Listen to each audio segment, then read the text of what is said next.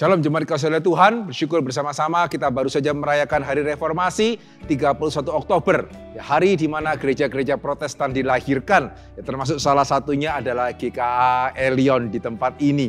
Nah saudara, biarlah kita boleh mengingat semangat reformasi, ya, semangat untuk kembali kepada kebenaran firman Tuhan, semangat untuk taat kepada Tuhan. Sehingga panggilan ibadah pada pagi hari ini akan diambil dari Mazmur pasal ke-119, ayat yang ke-9 hingga ayatnya yang ke-11 yang berbunyi demikian. Dengan apakah seorang muda mempertahankan kelakuannya bersih dengan menjaganya sesuai dengan firman-Mu. Dengan segenap hatiku aku mencari Engkau, janganlah biarkan aku menyimpang dari perintah-perintah-Mu. Dalam hatiku aku menyimpan janji-Mu, supaya aku jangan berdosa terhadap Engkau. Mari kita akan mengikuti ibadah kita dengan semangat seperti ini. Biarlah kita boleh rindu mendengarkan suara Tuhan. Mari kita beribadah mulai awal, pertengahan, hingga pada akhirnya. Tuhan memberkati.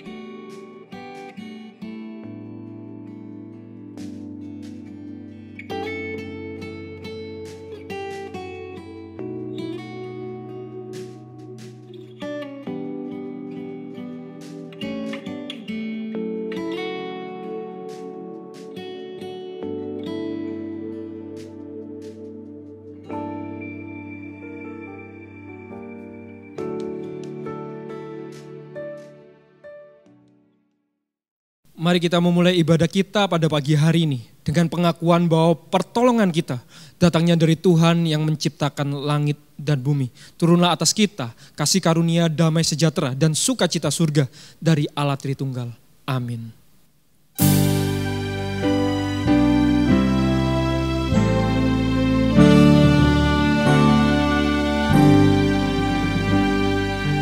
Hormat bagi Allah Bapa.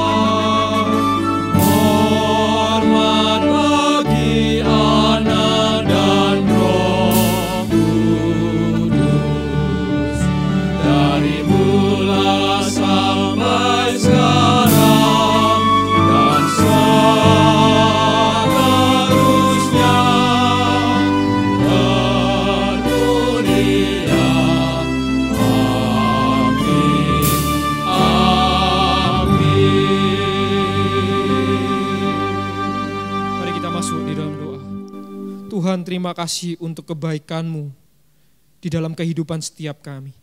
Terima kasih Tuhan kalau saat ini kami masih boleh hidup, kalau kami masih boleh di dalam kondisi yang baik, kami boleh memiliki kesehatan.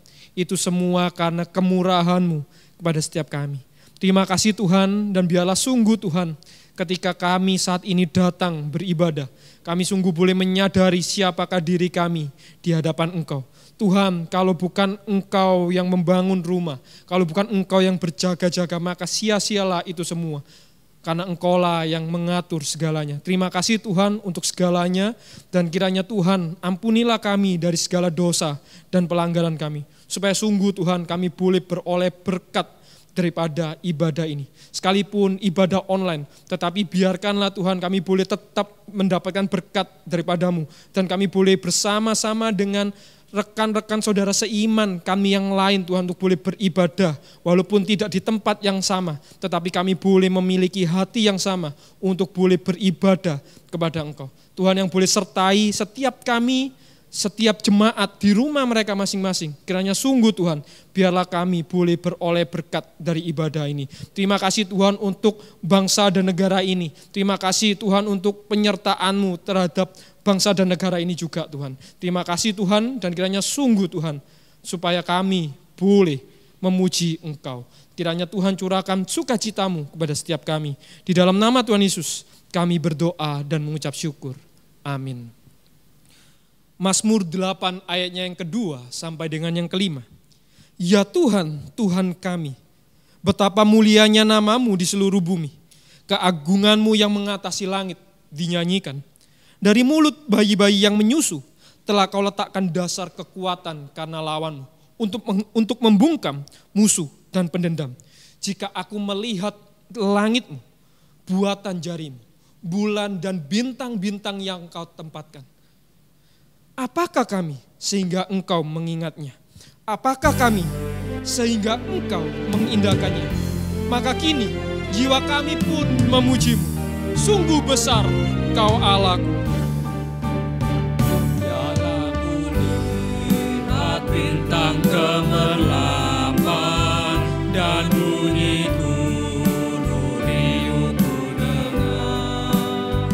Ya Tuhanku, tak putus aku heran melihat cinta-Mu yang besar. Maka jiwaku pun memuji-Mu, sungguh besar Kau Allahku.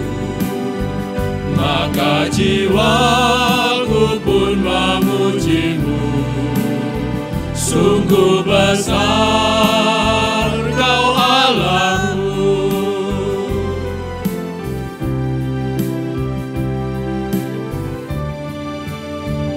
Ya Tuhanku, apabila ku renungkan pemberian-Mu dalam menebus, ku tertegun bagiku dicurahkan oleh Putra-Mu darahnya kudus. Maka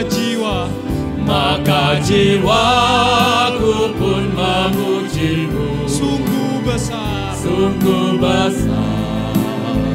Kau Allahku.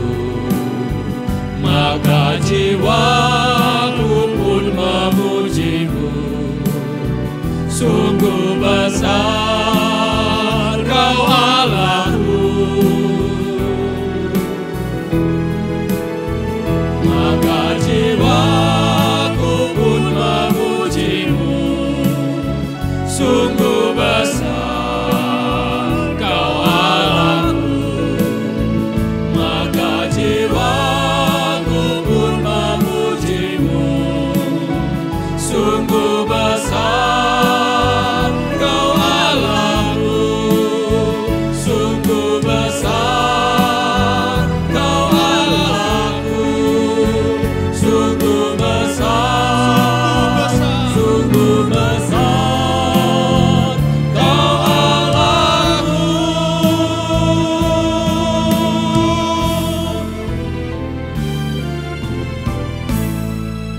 Yosua 10 ayat yang ke-40 sampai dengan yang ke-42. Demikianlah Yosua mengalahkan seluruh negeri itu. Pegunungan, tanah Negeb, daerah bukit dan lereng gunung, beserta semua raja mereka. Tidak seorang pun yang dibiarkannya lolos. Semua raja ini dan negeri mereka telah dikalahkan Yosua sekaligus. Sebab yang berperang untuk orang Israel ialah Tuhan Allah Israel. Mari kita kembali memuji Dia yang memberikan kemenangan, Allah yang ajaib, agung dan juga yang perkasa, sumber kemenangan setiap kita. Katakan tak terbayang. Tak terbayang kebesaran-Mu dan tak terbanding kekuatan-Mu Tuhan. Kau megah bagiku. Segenap jiwa dan pengharapan telah ku serahkan untuk rencana-Mu Tuhan. Kau Raja atasku, hanya Kau yang layak ditinggikan. Ajaib Kau Tuhan. Ajaib Kau Tuhan, agung dan perkasa. Kau sumber kemenanganku, layak berkuasa, meminta selamanya. Yesus, Kaulah Raja mulia.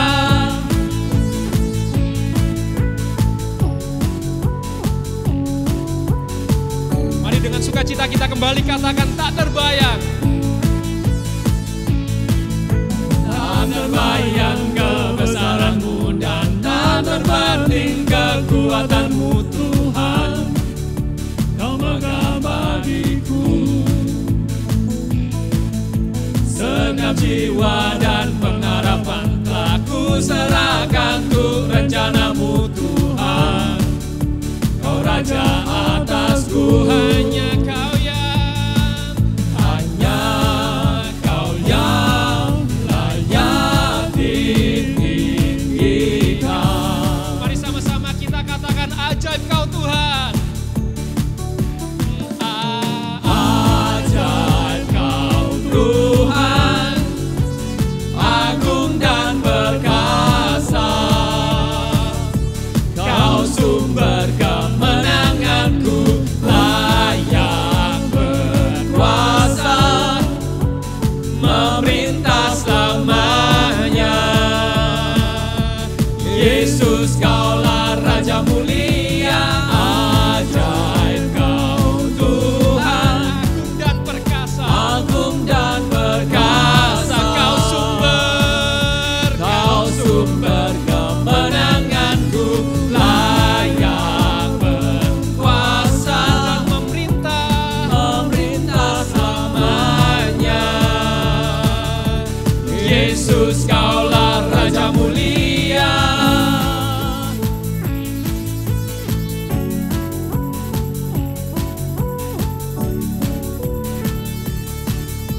Yesus, Kaulah Raja mulia.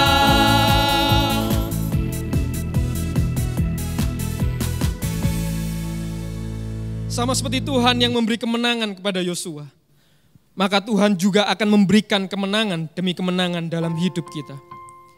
Hanya saja apakah kita percaya dan taat kepada firman-Nya.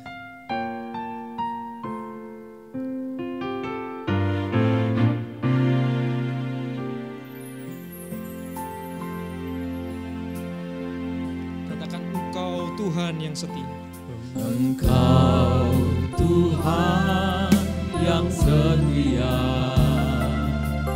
waktumu selalu yang terbaik.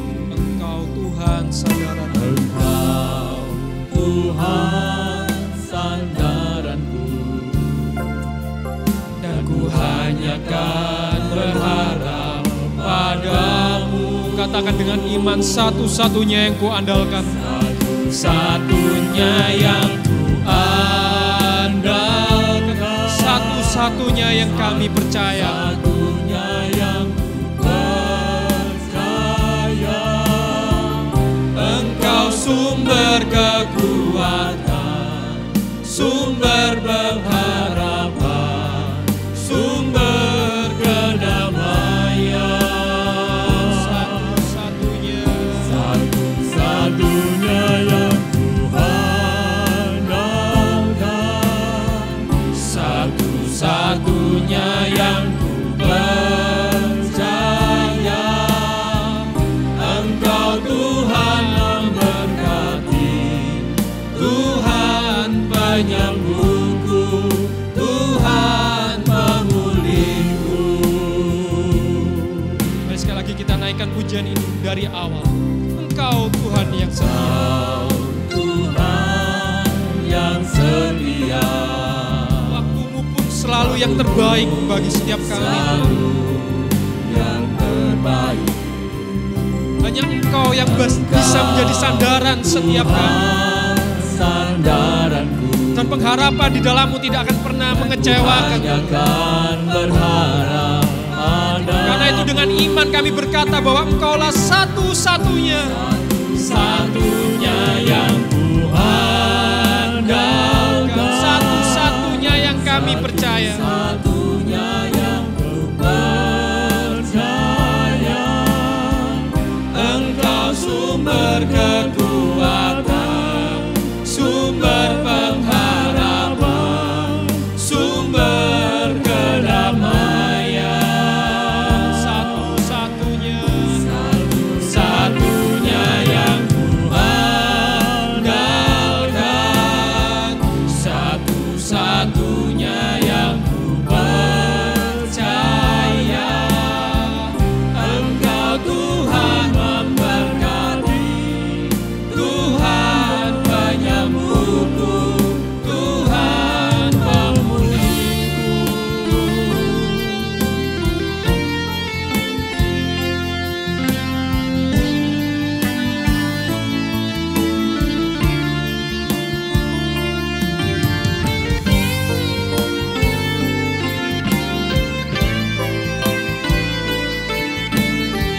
bersama-sama sekali lagi kita katakan satu-satunya.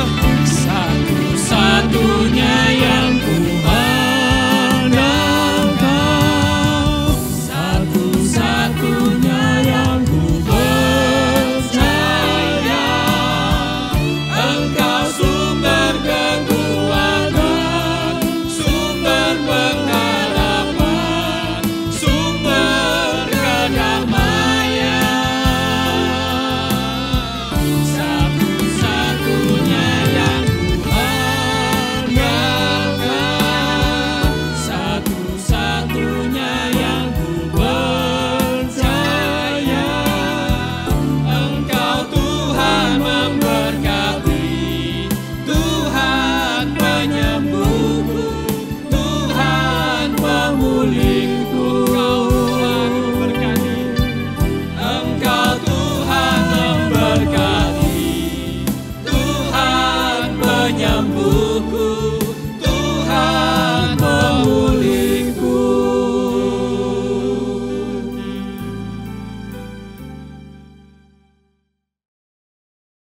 Terima kasih oleh Tuhan, pada hari ini kita akan kembali melanjutkan seri kepemimpinan Yosua. Ya, seperti yang kita tahu, kitab Yosua bisa dibagi menjadi dua. Ya, 12 pasal yang pertama itu berbicara mengenai penaklukan Kanaan, kemudian 2 pasal berikutnya hingga pasal 24 berbicara mengenai pembagian tanah Kanaan. Nah, pada kesempatan kali ini kita akan melihat ketika pada akhirnya ya Tuhan menyerahkan ya tanah Kanaan kepada bangsa Israel. Mari kita bersama-sama melihat dari Yosua pasal yang ke-11 ayat 21 hingga ayatnya yang ke-23. Ya, Yosua pasal ke-11 ayat 21 hingga 23, demikianlah firman Tuhan. Pada waktu itu Yosua datang dan melenyapkan orang Enak dari pegunungan, dari Hebron, Debir dan Anab, dari seluruh pegunungan Yehuda dan dari seluruh pegunungan Israel. Mereka dan kota-kota mereka ditumpas oleh Yosua. Tidak ada lagi orang Enak ditinggalkan hidup di negeri orang Israel. Hanya di Gaza, di Gad dan di Asdod masih ada yang tertinggal. Demikianlah Yosua merebut seluruh negeri itu sesuai dengan segala yang difirmankan Tuhan kepada Musa. Dan Yosua pun memberikan negeri itu kepada orang Israel menjadi milik pusaka mereka menurut pembagian suku mereka. Lalu amanlah negeri itu dan berhenti dari berperang. Mari kita sekali lagi masuk di dalam doa. Bapa dalam kerajaan surga, kami sudah membaca sebagian daripada firman-Mu dan kami akan merenungkannya bersama-sama. Pakai hamba-Mu di dalam segala keterbatasannya, nyatakanlah kiranya apa yang menjadi isi hati Tuhan bagi setiap kami. Terima kasih Bapa dalam kerajaan surga, dalam nama Yesus kami berdoa dan kami bersyukur. Amin. Saudara sekalian, tadi kita melihat bagaimana bangsa yang terakhir yang ditaklukkan oleh Yosua itu adalah bangsa Enak. Nah, saudara, kalau kita mengingat siapa bangsa Enak di dalam kitab Taurat, kita akan tahu bahwa bukan kebetulan ya kalau bangsa Enak ini dicatat yang terakhir dan dikatakan setelah mereka kalah, ya bagaimana negara itu atau tanah Kanaan diserahkan kepada Israel. Saudara, bangsa Enak itu siapa sebetulnya? Ya ternyata tidak lain tidak bukan, ini adalah bangsa yang membuat orang Israel generasi pertama tidak berani memasuki tanah Kanaan.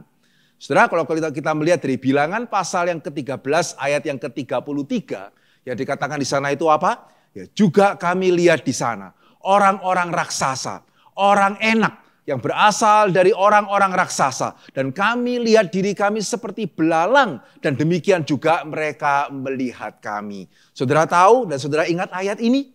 Ya, ini adalah yang dikatakan oleh 10 pengintai. Ya, pada waktu mereka pulang dari tanah Kanaan dan mereka mengatakan kita tidak bisa masuk ke dalam tanah Kanaan. Kenapa? Dan ternyata di sini kita melihat salah satu alasan utama mereka adalah orang-orang Enak. Nah, saudara, seringkali pada waktu kita membaca ya mengenai cerita 10 pengintai, kita mungkin akan dengan gampang menyalahkan mereka. Betul ya? Kurang beriman, tidak percaya kepada janji Tuhan gitu ya. Sama orang Enak saja khawatir seperti mereka membesar-besarkan situasi. Ya, tapi pada waktu kita menyadari bahwa di kitab Yosua, orang-orang Enak ini dicatat yang terakhir. Ya, maka di sini kita melihat bahwa apa yang menjadi kesalahan daripada orang Israel generasi pertama bukan karena mereka melihat situasinya itu sulit. Tidak. Ya, situasinya memang betul-betul sulit. Ya, orang Enak itu memang betul-betul orang dengan fisik yang luar biasa. Ya, bayangkan Goliat, tetapi kali ini satu bangsa itu seperti Goliat semua. Begitu ya. Ya, sehingga dari sini kita bisa belajar ya. Orang Kristen seringkali tidak salah ya di dalam menilai kesulitan yang ada. Ya, jadi kita juga tidak dipanggil untuk menggampang-gampangkan situasi yang sulit. Tidak.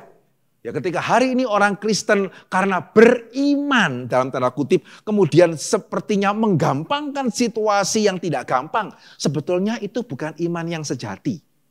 Ya, sehingga sangat disayangkan ya kalau kita melihat, kita mungkin pernah membaca ya selama masa COVID, ada orang-orang Kristen, bahkan mungkin ada gereja begitu ya, yang enggak kok COVID itu enggak ada, kita beribadah saja enggak apa-apa, kita beriman kepada Tuhan. COVID kemudian tidak akan pernah menyentuh kita. Ternyata kemudian justru menjadi sumber klaster yang baru. Begitu ya. Ya, sehingga di dalam hal ini kesalahannya di mana? Ya, kesalahannya bukan karena kerinduan beribadah, itu sesuatu hal yang baik. Tetapi kesalahannya adalah seolah-olah situasi yang sulit itu tidak ada. Ya, sehingga justru gara-gara sikap seperti ini, yang terjadi adalah nama Tuhan tidak dipermuliakan. Ya, itu iman yang tidak membawa kemuliaan karena itu iman yang dipaksakan. Dan yang kedua, bisa jadi ada gereja yang sudah mempersiapkan diri dengan baik-baik untuk ibadah onsite. Wah, disamakan dengan tempat lain yang ya seperti tadi. Begitu ya. Ya, sehingga dari cerita pada waktu kita membandingkan ya dan mengenal orang-orang enak, maka kita melihat yang menjadi kesalahan daripada orang Israel generasi yang pertama bukan karena mereka membesar-besarkan kesulitan, tidak.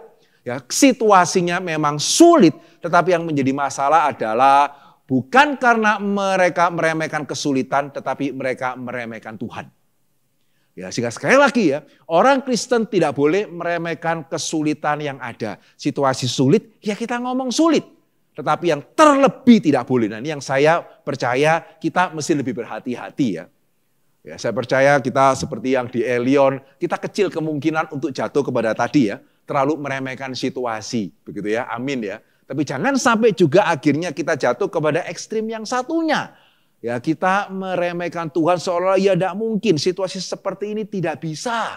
Ya, karena di sini kita melihat pada akhirnya orang enak juga kalah kok. Ya, ternyata Tuhan bukan hanya sekedar bisa menjatuhkan Yeriko, ya bukan cuma sekedar bisa menjatuhkan Ai. Tuhan juga berkuasa atas orang-orang yang seperti raksasa. Dan Tuhan bukan hanya berkuasa ketika Goliatnya cuma satu. Ya, Tuhan ternyata juga berkuasa ketika satu bangsa itu penuh dengan orang-orang yang perkasanya seperti Goliat. Nah, saudara, ini cerita yang penting karena ini cerita yang terjadi di dalam sejarah. Ya, sehingga saudara dan saya tidak bisa mengatakan, ya itu kan teorinya Pak.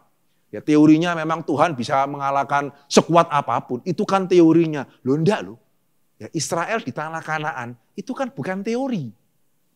Betul ya? Orang Israel pernah tinggal di Kanaan, ya pernah ada di sana, ya kemudian ada Raja Daud di sana dan seterusnya. Itu kan bukan teori.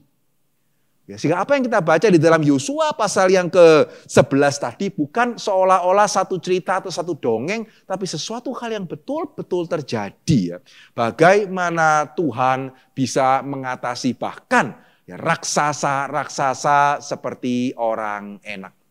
Ya, sehingga saudara, saya percaya ya kita tidak boleh meremehkan situasi yang ada. Tapi sejauh mana kita juga lebih takut untuk jangan sampai meremehkan Tuhan. Nah, yang tidak meremehkan Tuhan itu seperti apa sih? Begitu ya, karena seringkali tadi yang tidak meremehkan Tuhan seolah-olah yang meremehkan situasi. Oh, situasinya gampang kok karena kita percaya kepada Tuhan. Ternyata itu salah juga kan? Ya, sehingga yang tidak meremehkan Tuhan itu yang seperti apa? Ya, di sini kita melihat bagaimana Yosua boleh menjadi teladan bagi setiap kita. Ya, sudah 11 kali kita merenungkan mengenai kitab Yosua dan saya percaya kita sudah mulai semakin mengenal Yosua. Ya, kita melihat pada minggu yang lalu bagaimana kitab Yosua adalah kitab mengenai Allah yang setia dan sanggup. Tapi di sisi yang lain kita juga melihat bagaimana Yosua sendiri boleh menjadi teladan iman bagi setiap kita. Iman yang benar. Ya, yang berarti bukan meremehkan situasi, tapi iman yang benar yang berarti juga bukan meremehkan Tuhan. Tetapi iman yang seperti apa itu? Nah, saudara, di sini kita melihat yang pertama adalah iman yang benar. Ya, keberanian yang benar adalah keberanian yang bisa bertekun. Ya, iman yang bertekun. Ya, percaya kepada Tuhan bukan berarti pasrah, tidak berbuat apa-apa. Ya, dan bahkan bukan cuma sekedar berbuat, tetapi iman seperti Yosua adalah iman yang tekun. Ya, perhatikan di dalam Yosua pasal yang ke-11 ayat 18. Dikatakan apa? Ya, dikatakan tadi kita membaca ayat 21 sampai 23 ya. Sekarang kita melihat sedikit di atasnya. Yosua pasal ke-11 ayat 18 dikatakan, lama Yosua melakukan perang melawan semua raja itu. Dan dengan kata lain, tidak cepat. Begitu ya, bukan cuma sekedar seolah-olah satu kali kemenangan atau satu peristiwa, semua Kanaan langsung takluk. Tidak. Ya, sehingga meskipun mungkin kita bisa menangkap kesan seperti itu, ya, tetapi di sini Yosua pasal ke-11 ayat 18 mengoreksi. Ya, kalau kita menganggap gampang ya, kalau saya seperti Yosua ya siapa tidak bisa tekun, begitu ya. Kalau saya seperti Yosua ya siapa tidak bisa iman. So easy, begitu ya, dan juga cepat sekali kelihatannya. Ya, tidak seperti corona ini yang lama tidak selesai-selesai, begitu ya. Tapi ternyata di sini firman Tuhan mengatakan Yosua 11:18, lama Yosua melakukan perang melawan semua raja itu. Nah, saudara, selama apa? Begitu ya. Kalau kita membandingkan dengan Yosua pasal 13 ayat yang pertama, di sini kita melihat yang namanya lama itu betul-betul lama.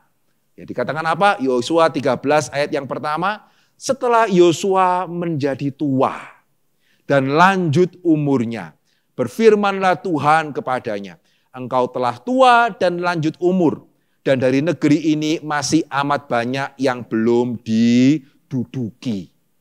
Nah, saudara yang peka dan yang tadi mendengarkan pada waktu saya membacakan yang menjadi ayat utama kita, mungkin akan ada yang bertanya ya. Karena di dalam Yosua pasal ke-11 ayat yang ke-23 dikatakan bagaimana Yosua sudah merebut seluruh negeri, ya, kemudian memberikan kepada orang Israel, lalu negeri itu aman. Tapi kenapa di dalam Yosua pasal ke-13 ayat yang pertama, ya dikatakan setelah Yosua menjadi tua dan lanjut umurnya, masih banyak daerah yang belum diduduki. Ya, apakah firman Tuhan ada yang salah atau apa ini? Saudara, tidak.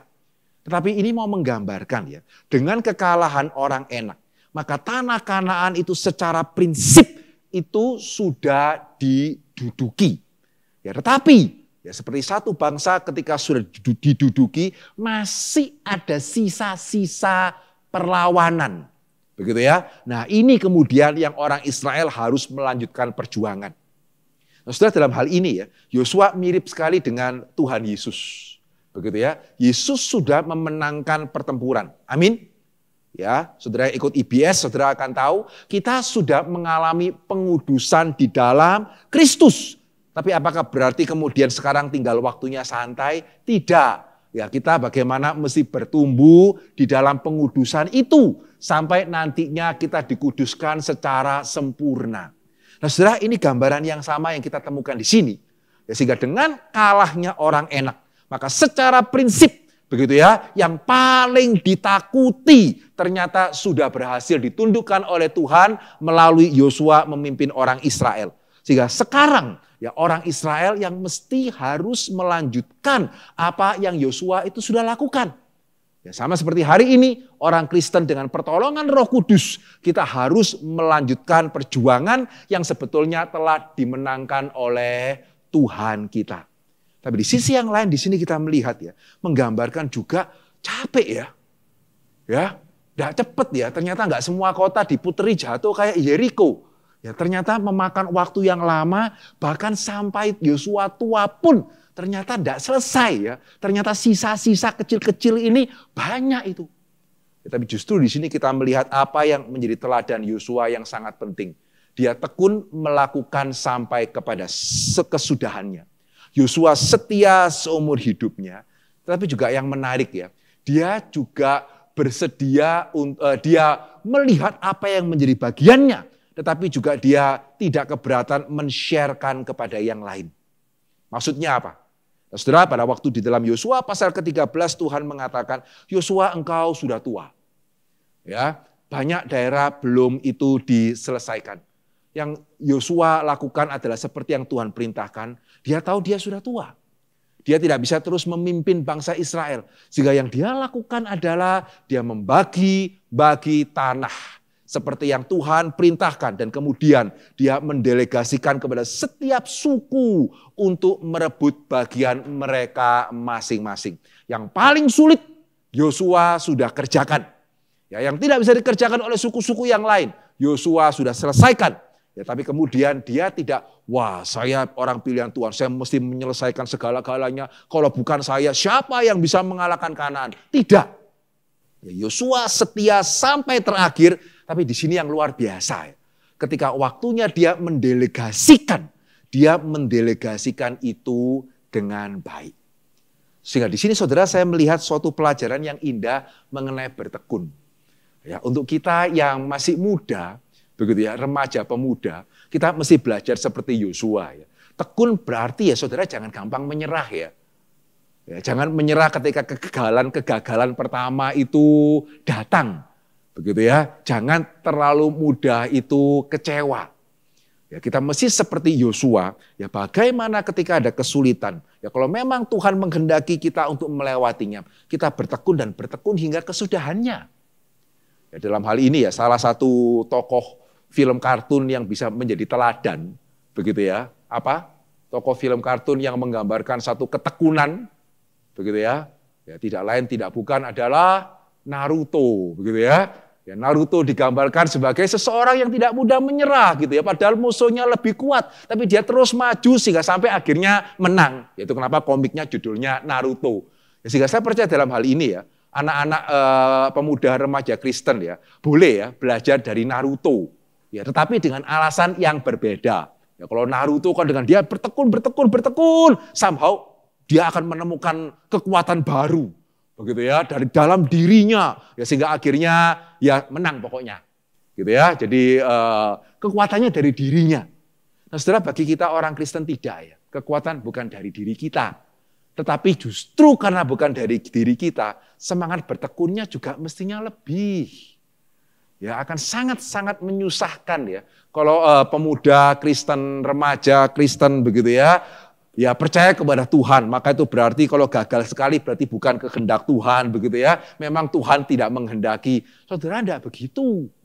Ya, kehendak Tuhan untuk Yosua itu memimpin orang Israel menguasai Kanaan, tapi bukan berarti akan cepat. Ya, sehingga saya tidak tahu bagaimana kalau virus corona ini bisa lebih lama dari yang kita pikirkan begitu. Ya sudah mulai optimis nih ya, November gitu ya, vaksin akan ada, puji Tuhan. Ya kita boleh berharap, tidak ada salahnya untuk berharap. Tapi kalau tidak seperti yang diharapkan, terus bagaimana? Menyerah ataukah bertekun seperti Yosua? Ya, sehingga tekun itu berarti siap untuk tidak mudah menyerah ya. Tetapi juga jangan ekstrim satunya. Begitu ya, ini tugas saya mesti selesaikan. Dari dulu ya saya melakukan ini. Begitu ya, sehingga bagaimanapun yang ini kita tidak siap untuk menyerahkannya kepada generasi yang berikut. Karena seolah-olah, aduh dulunya saya begitu penting. Begitu ya, dulunya saya pemimpin, sekarang enggak. Ya, setiap suku sudah mempunyai pemimpinnya masing-masing. Nah terus saya bagaimana? Saudara, yang indah dari Yosua di sini kita melihat, tidak. Ketika waktunya dia memimpin, dia memimpin. Ketika waktunya dia membagi-bagi, dia membagi-bagi. Ya, itu namanya orang yang tekun di dalam Tuhan. Ya, sehingga satu peristiwa yang bagi saya sangat terkesan ya, dan saya sangat berharap begitu ya, hopefully ya saya bisa nanti pada waktunya mengakhiri sama begitu ya, seperti apa yang saya saksikan. Ya pada waktu saya bersyukur sekali ya berkesempatan menghadiri ibadah emeritasi ya dari Pendeta Petrus Pamuji. Ya saudara masih ingat beberapa minggu yang lalu baru aja melayani ibadah online kita. Begitu ya. Apa yang membuat saya sangat terkesan ya dengan pada waktu beliau emeritasi. Karena saya melihat seseorang yang sepertinya saya sudah mengerjakan apa yang menjadi bagian saya. Ya, dia cerita sama saya ya, begitu dia pertama kali menjadi rektor ya dia langsung memikirkan ini penggantinya siapa. Begitu ya. Dari sejak awal dia sudah mempersiapkan segala sesuatunya.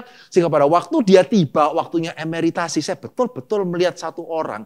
Itu yang seperti sudah menyelesaikan tugasnya.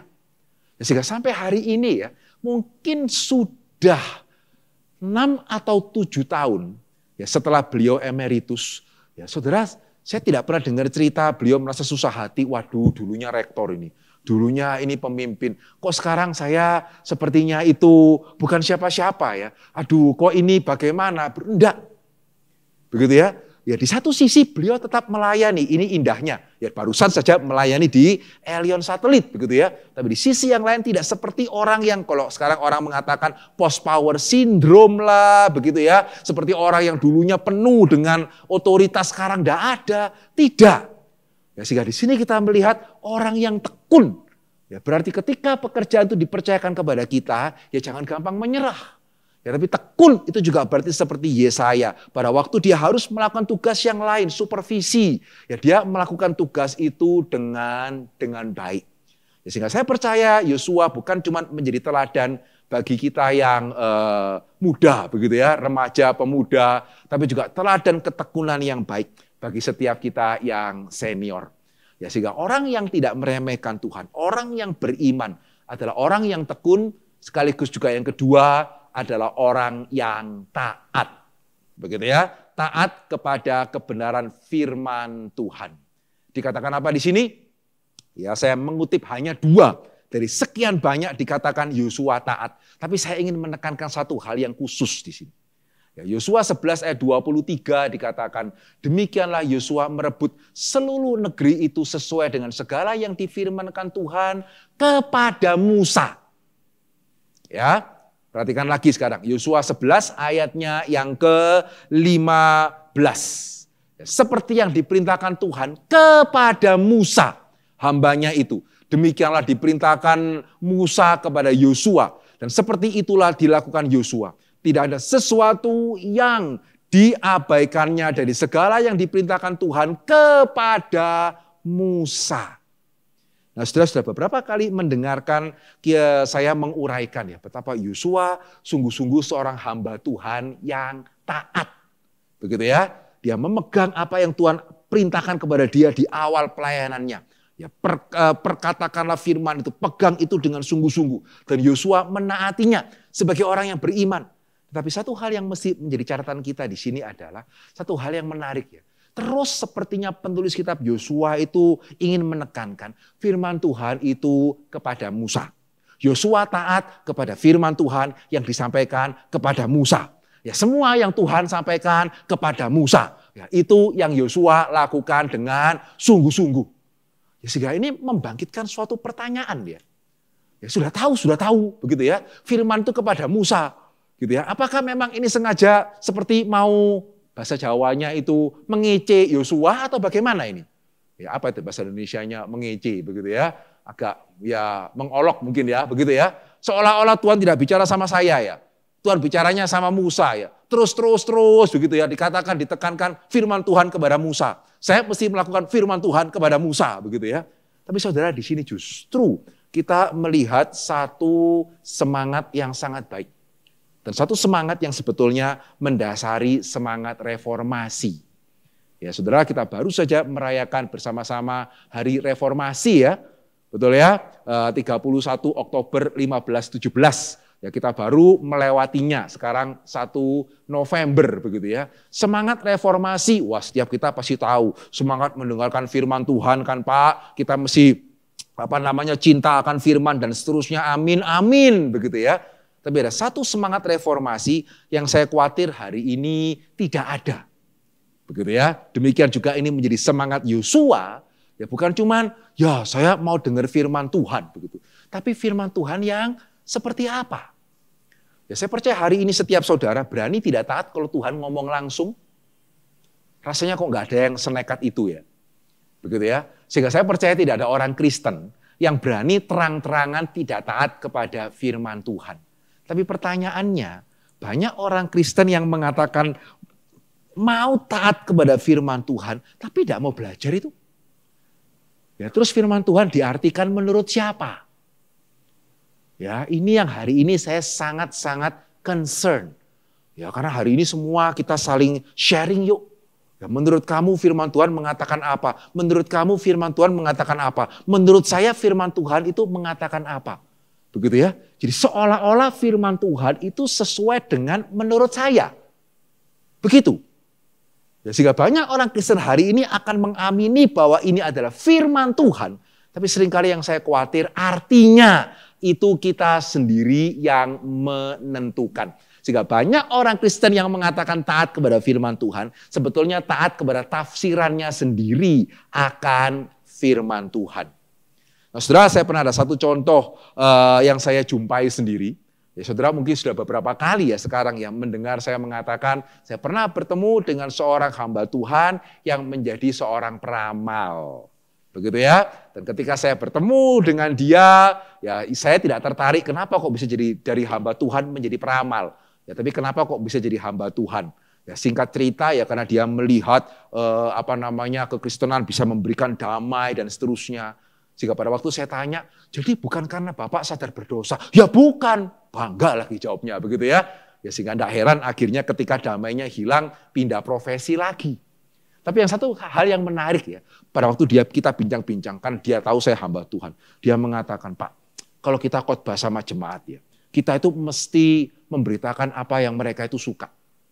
Sehingga misalnya Pak ya, Yesus ada mengatakan, barang siapa tidak membenci ayahnya atau ibunya, tidak layak untuk mengikut aku.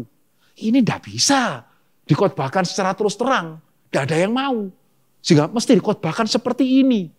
Begitu anehnya tafsirannya dia sampai jujur saya coba inget-inget, saya juga tidak inget.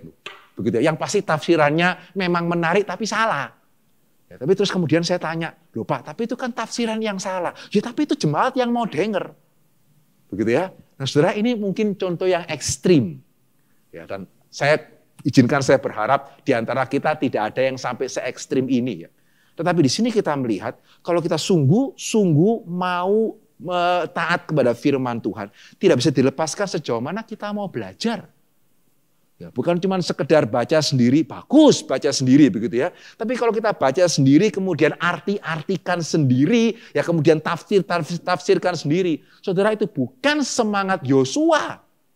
Begitu ya. Dan yang pasti itu bukan semangat reformasi. Ya, sehingga salah seorang penafsir mengatakan hal yang sangat baik mengenai Yosua ya. Dia mengatakan bahwa kesetiaan Yosua ya itu menjadi tujuan bagi semua pemimpin Israel di masa depan. Ya, his faithfulness ya stand as a goal for all future leaders of Israel. Apa itu kesetiaannya? Jadi bukan Yosua menjadi pembuat hukum. Sekarang saya pemimpin, saya menggantikan Musa ini, begitu ya. Saya akan memberikan hukum tafsiran saya. Tidak. Ya, jadi raja Israel bukan lawmaker. Ya, tetapi raja Israel itu adalah law takers, begitu ya, dan law keepers. Ya, yang menjalankan Taurat ya, seperti apa yang Tuhan berikan kepada Musa. Nah, saudara, hari ini ya kita baru saja melewati hari reformasi ya. Sepertinya jiwa reformasi tidak seperti ini. Gitu ya. Karena yang sering kali kita dengar pada waktu merenungkan atau mengingat mengenai reformasi adalah seorang Martin Luther ya, yang disidang. Gitu ya. Kemudian seluruh peserta sidang itu meminta kepada dia, pemimpin sidang meminta kepada dia, kamu mesti menyangkali tulisanmu. Tetapi Luther dengan menurut sejarah sih ngomongnya tidak segagah seperti yang hari ini banyak didramakan begitu ya. Kalau hari ini kan sepertinya Luther dengan sangat gagah begitu ya. Kecuali engkau bisa menunjukkan ya, di mana kesalahan kitab-kitab saya menurut firman Tuhan. Maka saya tidak bisa untuk menyangkali tulisan saya. Here I stand, begitu ya. God help me, begitu ya. Disinilah saya berdiri. Tuhan kiranya itu menolong saya. Gambarannya hari ini kan seperti itu. Ya sejarahnya yang saya tahu, Luther ngomongnya nggak segagah tadi sih, begitu ya. Dia ngomong itu sungguh-sungguh dengan suatu kegentaran. Tapi pertanyaannya, loh berarti kan Luther ini sama Pak. Begitu ya. Jadi ya ini memang kita orang Protestan ya. Jadi ya wajar aja ya menurut saya kita kan memang dari Luther juga dia semua yang lain bilang itu dia salah, dia ngotot sendiri dia benar. Ya, sehingga kita kan memang orang Protestan begitu ya. Sehingga ya sama kan Pak, menurut Bapak bagaimana, menurut saya bagaimana. Begitu ya, here I stand. Gitu ya. Nah saudara, nanti dulu. Ya, tadi saya mengatakan Luther mengatakan kalimat itu tidak seperti segagak yang hari ini banyak didramakan. Tapi bahkan kalau saudara mengatakan, loh tapi kan kita tidak tahu aslinya bagaimana, jangan-jangan Bapak yang salah begitu ya. Oke, tetap satu realita yang tidak ada orang yang bisa membantah ya. Luther sebelum mengatakan kalimat itu saudara, dia itu sudah menjadi doktor daripada gereja Katolik. Ya, dia belajar di seminari Katolik. Dia sudah adalah doktor, dia bahkan adalah dosen. Ya, dia adalah pengajar yang diakui oleh gereja Katolik. Begitu ya, sehingga dia sudah mempersiapkan dirinya dengan baik-baik, ya dengan dia sudah belajar sekian lama, sungguh-sungguh, dan baru kemudian dia melihat ada sesuatu hal yang kurang tepat. Ya, sehingga dia merasa pada situasi dia pada waktu itu, dia harus untuk mengoreksi. Tapi beda sekali ya dengan semangat hari ini. Ya belum apa-apa menurut saya.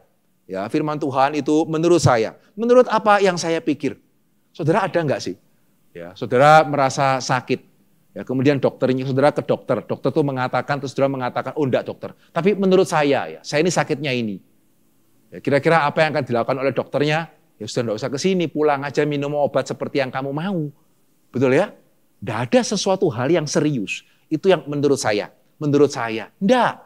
Ya, semakin serius saudara sakit, ya semakin penting berita yang saudara mau dapatkan, saudara akan semakin denger. Ya, bukan semakin menurut saya. Sehingga hari ini pada waktu orang Kristen yang katanya cinta firman Tuhan, tapi belum apa-apa mau menurut saya, itu cinta firman Tuhan atau cinta pendapat sendiri. Itu enggak jelas loh. Ya, sehingga Martin Luther sebelum dia memulai reformasi, dia adalah dosen Katolik. Ya dia belajar begitu lama, dia memahami, dia sungguh-sungguh mengerti. Begitu ya, dan baru kemudian di dalam dia mengajar, dia melihat ada sesuatu hal yang kurang tepat yang dia harus bicara. Demikian pula sama ya, Johannes Calvin yang menjadi bapak daripada teologi reform. Sama. Ya, dia sangat-sangat mengerti Augustinus. Ya, dan dia banyak sekali dari pengajarannya dia yang kembali kepada Augustinus. Sehingga bukan wah seperti hebat ya menurut saya, ya lebih keren daripada menurut Bapak Gereja. Tidak. Ya, sehingga semangat reformasi yang baru kita rayakan bersama-sama yang membuat akhirnya gereja reformasi boleh melahirkan gereja Protestan, ya termasuk gereja Elion, termasuk banyak sekali gereja-gereja Protestan yang lain bukan dibangun di atas dasar otodidak. Ya, juga bukan dibangun di atas dasar free thinker gitu ya. Saya mau menemukan kebenaran saya sendiri. Itu bukan kebenaran yang benar. Ya, itu bukan semangat reformasi, itu juga bukan semangat Yosua.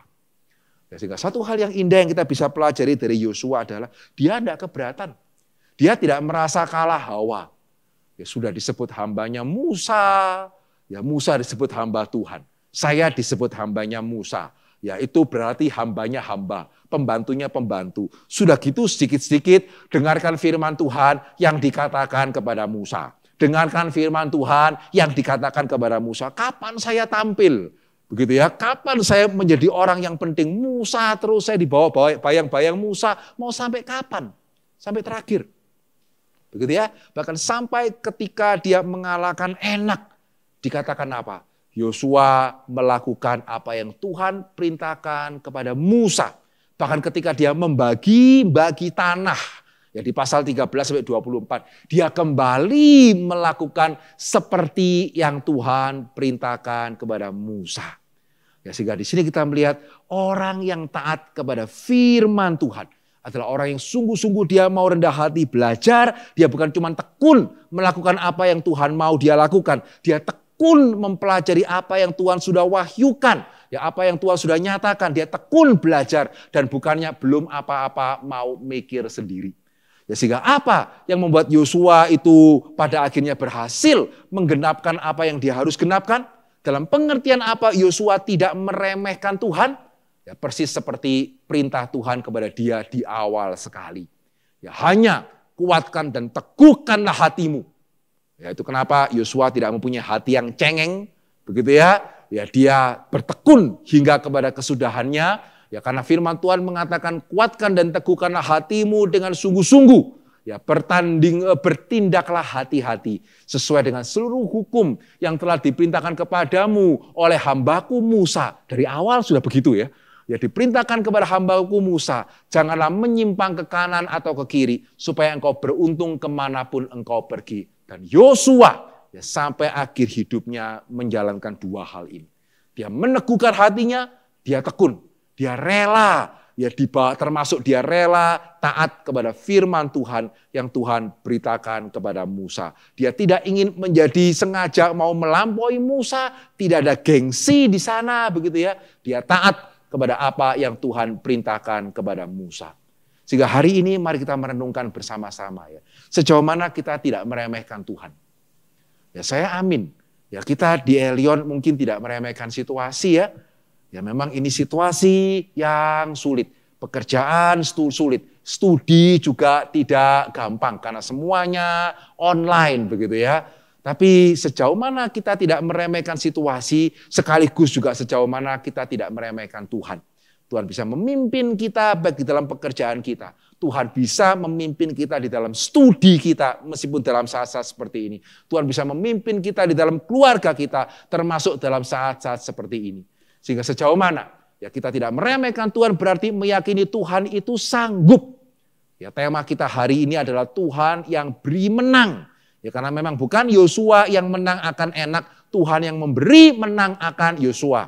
Ingat ya, kita seperti Naruto tekunnya, bukan karena inner power-nya. Begitu ya, Tuhan yang sanggup memberikan kemenangan kepada kita. Tapi sekaligus kalau kita betul-betul meyakini itu, bolehkah kita bertekun?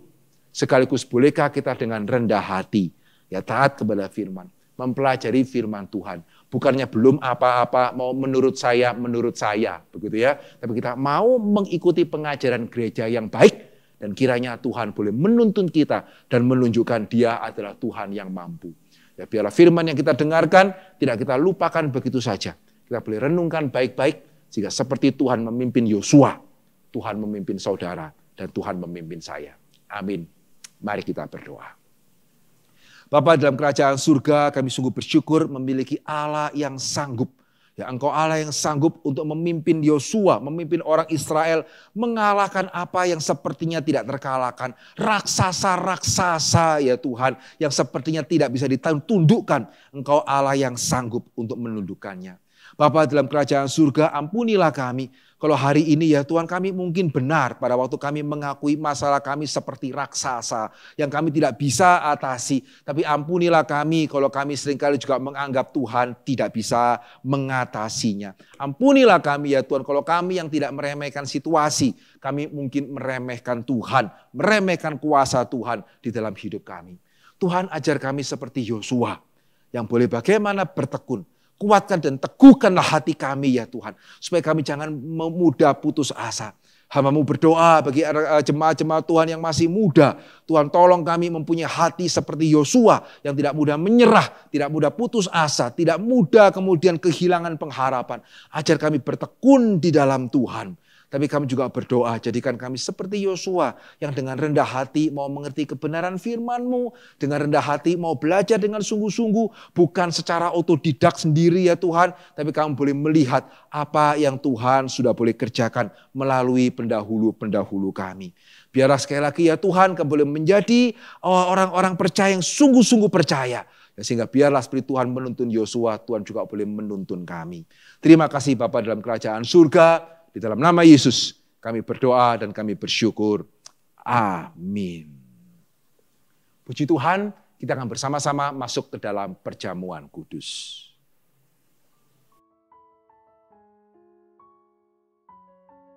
Ya, jemaat kasih Tuhan, tadi saya sempat mengatakan bagaimana Yosua itu merupakan bayang-bayang Kristus ya. Nah, saudara, seperti Yosua, bagaimana Tuhan kita bertekun sampai pada terakhirnya. Bahkan ketika di akhir dia sempat mengatakan, aku sangat susah hati seperti mau mati. Bukan berarti Tuhan kita menyerah. Ya, sehingga Tuhan menjadi teladan ketekunan yang bahkan lebih besar daripada Yosua. Tapi juga Tuhan Yesus menjadi teladan ketaatan. Betul ya? Usia 12 tahun, dia di bait suci. Dia sungguh-sungguh mau belajar. Dia bahkan mau belajar dari ahli Taurat dan orang Farisi. Ya, sampai pada akhirnya dia mengerti kebenaran secara benar.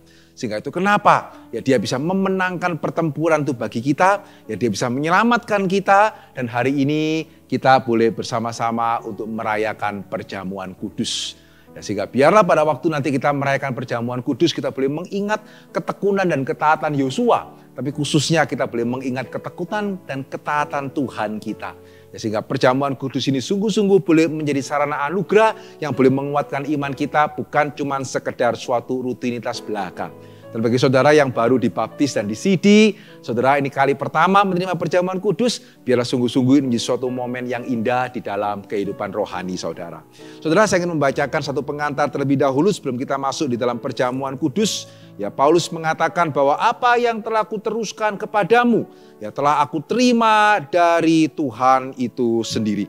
Ya, sebab setiap kali kamu makan roti ini dan minum cawan ini, kamu memberitakan kematian Tuhan sampai ia datang. Jadi barang siapa dengan cara yang tidak layak makan roti atau minum cawan Tuhan, ya berdosa terhadap tubuh dan darah Tuhan. Karena itu hendaklah tiap-tiap orang menguji dirinya sendiri, dan baru sesudah itu ia makan roti dan minum dari cawan itu. Saudara, mari kita boleh bersama-sama menguji diri, memohon ampun di hadapan Tuhan, sebelum kita akan bersama-sama menerima sarana anugerah yang Tuhan sediakan bagi kita. Mari kita sekali lagi berdoa. Bapa di dalam kerajaan surga, kami sungguh bersyukur ya Tuhan, bagaimana anak-Mu ketika datang ke dalam dunia, dia sungguh-sungguh juga boleh menjadi teladan yang luar biasa bagi kami, teladan ketekunan dan teladan ketaatan. Kami mengaku kami begitu jauh daripada Kristus, kami begitu banyak hal yang belum bisa mencapai standar yang kami harus capai. Karena itu kami sungguh-sungguh berdoa, ampunilah ketidaktekunan kami, ampunilah juga ketidaktaatan kami ya Tuhan. Dan biarlah pada hari ini kami boleh bersama-sama mengenang kematian Kristus, mengenang ketekunan dan ketaatan Kristus, mengenang apa yang Tuhan boleh kerjakan bagi setiap kami. Layakkan kami ya Tuhan, dan biarlah roti dan anggur yang kami nikmati bersama-sama boleh mengarahkan hati kami kepada karya Kristus, kepada ketekunan dan ketaatan Kristus. Dalam nama Yesus kami berdoa dan kami bersyukur. Amin. Kita akan bersama-sama masuk ke dalam meja perjamuan. Saudara, kita akan bersama-sama menikmati roti dan anggur yang menunjukkan bahwa Allah yang memberi menang bagi setiap kita. Allah yang mampu menyelamatkan kita. Pada malam sebelum dia diserahkan, Tuhan kita mengambil roti.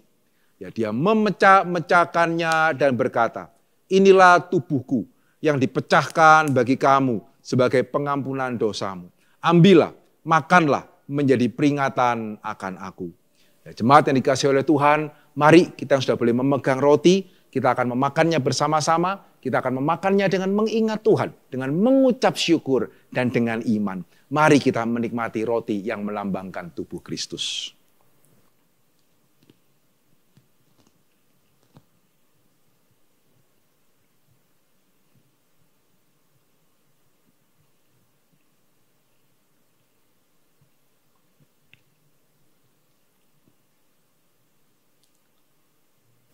Puji Tuhan.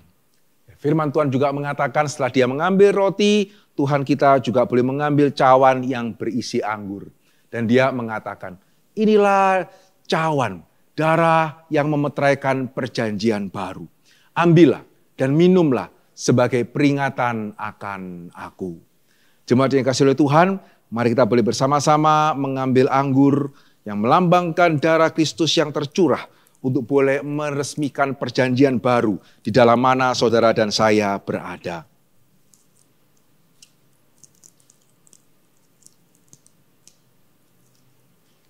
Mari dengan ucapan syukur, dengan iman dan dengan pengertian yang benar, mari bersama-sama kita menikmati anggur yang melambangkan darah Kristus yang tercurah.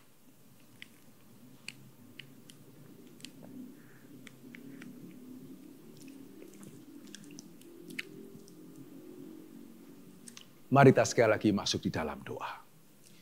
Bapa di dalam kerajaan surga, kami baru saja ya Tuhan menikmati roti dan anggur yang melambangkan tubuh dan darah Kristus yang boleh mati untuk menyelamatkan dosa-dosa kami. Ya Tuhan, sekali lagi kuatkanlah kiranya iman kami, karena kami melihat kami bukan hanya sekedar mempercayai suatu teori belaka, tapi kami mempercayai suatu karya kasih Tuhan yang sungguh-sungguh telah terjadi, dilakukan, dan yang sungguh-sungguh telah berhasil.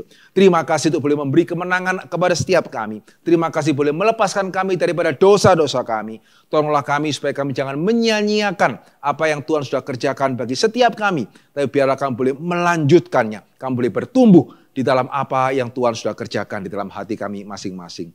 Terima kasih Bapa dalam kerajaan surga. Biarlah sekali lagi Roh Kudus boleh memakai perjamuan kudus pada hari ini untuk menguatkan iman kami. Di dalam nama Yesus kami berdoa dan kami bersyukur. Amin. Jemaat dikasihi oleh Tuhan, mari setelah kita menerima perjamuan kudus, kita boleh bersama-sama mengakukan pengakuan iman kita seturut dengan pengakuan iman rasuli yang sedemikian.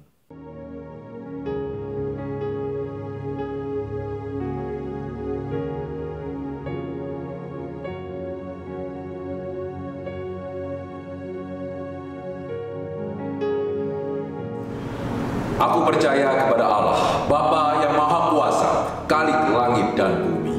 Dan kepada Yesus Kristus, anaknya yang tunggal, Tuhan kita. Yang dikandung dari Roh Kudus, lahir dari anak darah Maria. Yang menderita sengsara di bawah pemerintahan Pontius Pilatus. Disalibkan, mati dan dikuburkan, turun ke dalam kerajaan maut. Pada hari yang ketiga, bangkit pula dari antara orang mati. Naik ke surga, duduk di sebelah kanan Allah, Bapa yang Maha Kuasa. Dan dari sana ia akan datang untuk menghakimi orang yang hidup dan yang mati. Aku percaya kepada Roh Kudus, Gereja yang kudus dan am, persekutuan orang kudus, pengampunan dosa, kebangkitan tubuh, dan hidup yang kekal. Amin. Amsal 21 ayatnya yang ke-31. Kuda diperlengkapi untuk hari peperangan, tetapi kemenangan ada di tangan Tuhan. Kiranya firman Tuhan hari ini boleh kembali mengingatkan kita untuk bergantung dengan tekun dan taat kepada Tuhan dan bukan yang lain. Karena Tuhanlah yang beri kemenangan.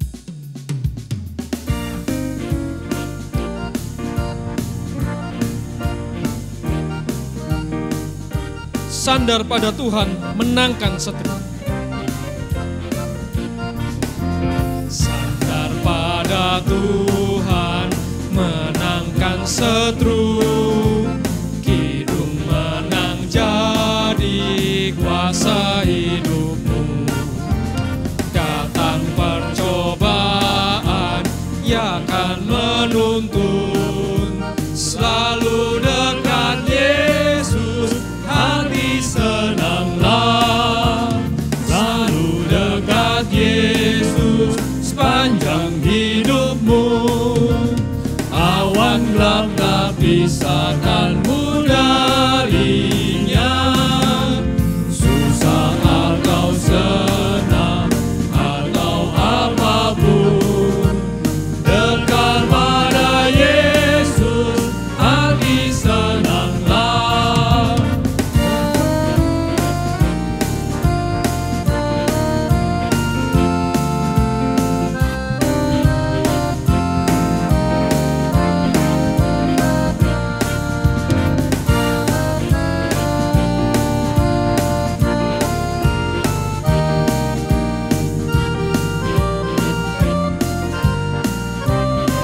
Jangan tawar hati dan putus harap. Jangan tawar hati dan putus harap. Jangan menanggung segala bebanmu. Damai sukacita dalam hatimu. Selalu dekat Yesus, hati senanglah. Selalu dekat Yesus, selalu dekat Yesus.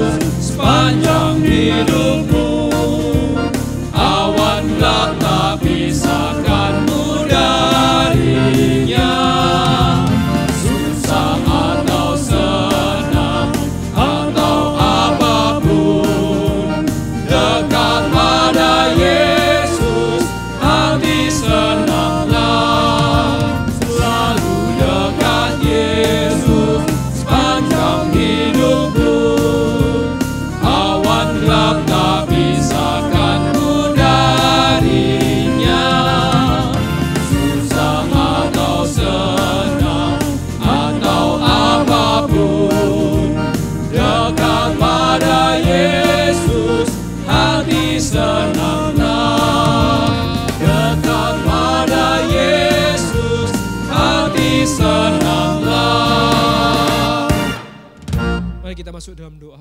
Tuhan, sekali lagi kami ucapkan terima kasih Tuhan untuk firman-Mu yang boleh diberitakan kepada setiap kami. Biarlah sungguh Tuhan firman-Mu itu boleh kami mengerti, boleh kami simpan, dan kami boleh lakukan dalam kehidupan kami sehari-hari. Supaya sungguh Tuhan hidup kami merupakan hidup yang berkemenangan hari demi hari. Terima kasih Tuhan, dan kiranya sungguh berkat-Mu juga boleh tercurah untuk setiap kami pada saat ini. Terima kasih Tuhan, di dalam nama Tuhan Yesus kami berdoa dan mengucap syukur. Amin. Biarlah segala puji, hormat kita kembalikan kepada Allah Tritunggal. Doksologi.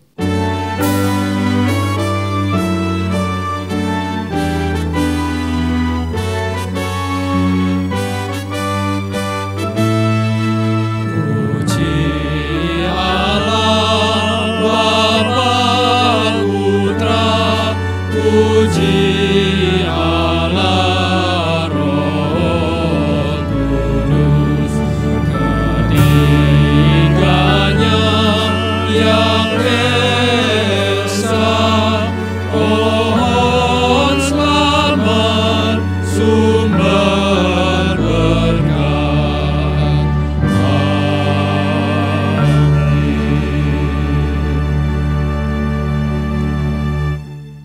Jemaat kasih oleh Tuhan, marilah kita boleh menerima berkat Tuhan dari tempat kita masing-masing. Kiranya Allah Tritunggal, Allah Bapa, Allah Anak, dan Allah Roh Kudus, Allah yang menciptakan kita, Allah yang menebus kita, dan Allah yang memimpin kita, sungguh boleh menolong kita bertekun hingga pada kesudahannya, menolong kita mengasihi firman-Nya dan berhati taat, memberikan kepada kita kemenangan dan menjadikan kita saksi yang setia, mulai hari ini sampai selama-lamanya. Amin.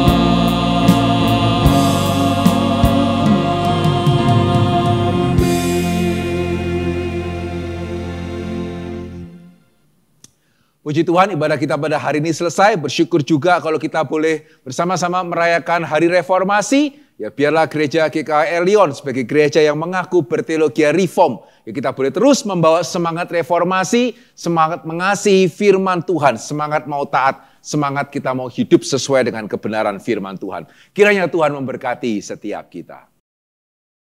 Shalom jemaat yang dikasihi Tuhan. Senang sekali pada hari ini sekali lagi kita bisa sama-sama beribadah, memuji, memuliakan Tuhan, mendengarkan firman Tuhan. Saya akan membawakan beberapa pengumuman. Yang pertama, pada hari Rabu tanggal 4 November besok akan ada persekutuan doa online. Kali ini akan membawa sharingnya adalah Saudari Yulchan. Saudari Yulchan akan men-sharingkan bagaimana papa dan mamanya yang sebelumnya sulit untuk percaya Tuhan, bisa mau untuk percaya Tuhan. Karena saya mendorong setiap jemaat untuk bisa mengikutinya, dan saya percaya sharing yang akan dibawakan bisa menguatkan setiap kita. Yang kedua, saya juga akan membawakan berita duka. Yang pertama, telah pulang ke rumah Bapak di surga, Ibu Mega Terisnawati, atau mama mertua dari Pak John Gunawan, dan Bapak Lukas Handoyo, suami dari Patricia Margaret, putra dari Pak Tianhua dan Ibu Licu. Kiranya Tuhan terus memberikan kekuatan, kiranya Tuhan terus memberikan penghiburan bagi keluarga yang ditinggalkan, agar senantiasa kuat dan terus percaya. Setiap hamba Tuhan, pengurus dan jemaat mengucapkan bela sungkawa yang begitu mendalam untuk keluarga. Demikian pengumuman yang saya bawakan pada pagi hari ini.